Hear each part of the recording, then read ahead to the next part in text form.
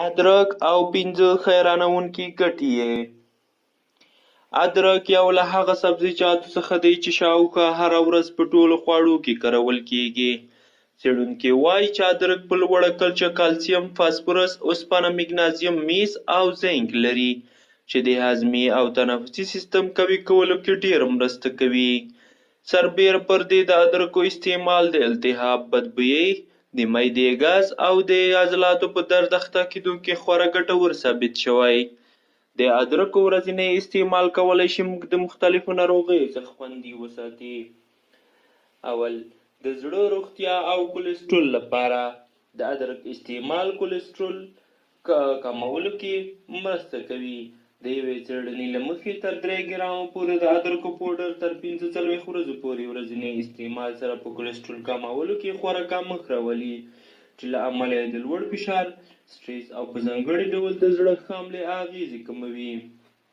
دوهم، نزله او زکام.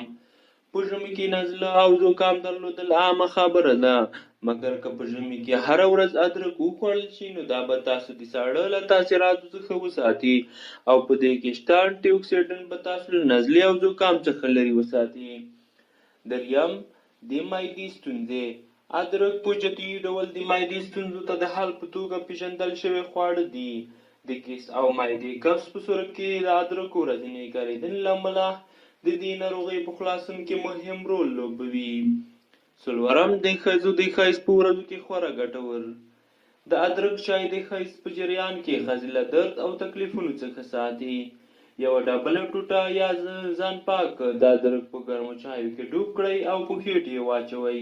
له دې سره به دردونه او تکلیف په آرام شي او ترڅنګ یې د ادرکو په یوه پیاله چای کې د شاتو ګډولو سره هغه وڅښئ. پنځم، د وزن کمولو لپاره. ادرک د هاضمي سیستم ښه کولو وړتیا لري، له همدې امله کارپوهان وایي چې د ادرک چای یا د ادرک هر سهار ورځنی استعمال کولی شي ستاسو وزن کم کړي.